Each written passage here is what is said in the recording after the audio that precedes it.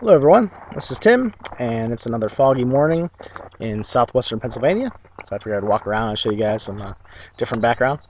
But this is going to be a video response to Damn Good D&D. And I really like this video. It's very concise. It puts together a lot of thoughts that I have that I don't think I've ever put together in such a coherent manner. So I want to talk a little bit about the video and maybe add a few things. So he mentioned about setting first, and it's not necessarily about a particular group of characters. We've sort of gotten away from dealing mostly with the setting and having different groups of characters, as characters die, come through an adventure. And I pretty much, I think I really subscribe to that sort of thing. I have done that in a lot of campaigns where a lot of my prep work has to do with the setting, so I very much subscribe to that. Don't have a plot. No plot. Plot is a four-letter word. The story emerges from the character's actions, the things that you have, set in motion, the collaboration between you and the player characters, and how that all works out is the actual plot. It comes about. So I really don't have plots. I have like plot hooks or various ideas that I have that I want to incorporate, but it's very fluid. I just have them all jotted down. It's not a start to finish sort of thing like a Pathfinder sort of series of books that you buy, so forth.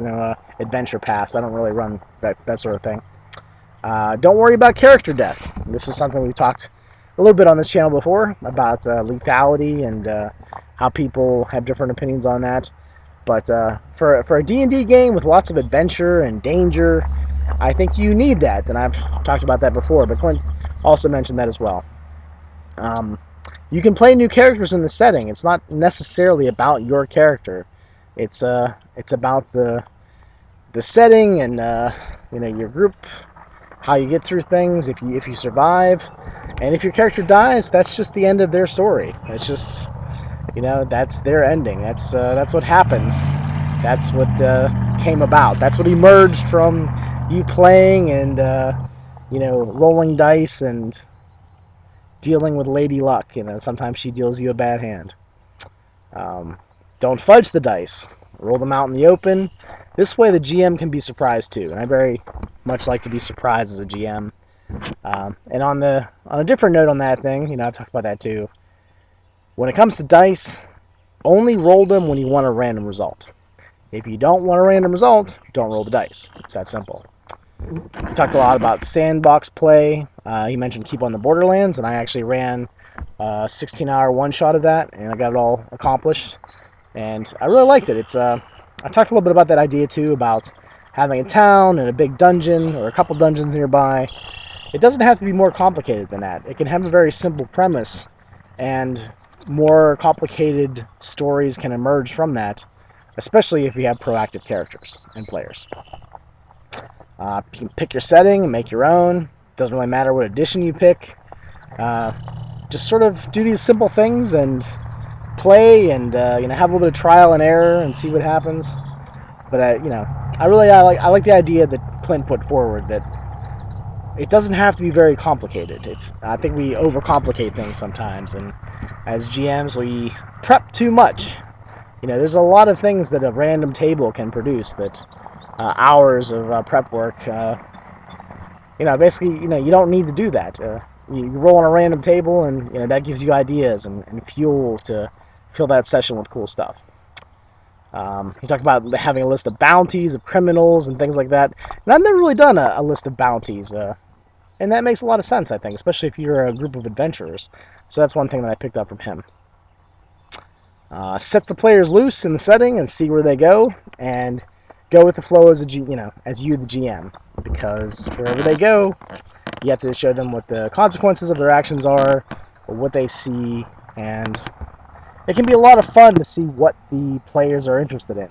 They might be interested in a story that you never would have plotted out, and that's, again, being surprised, and I like that as a GM.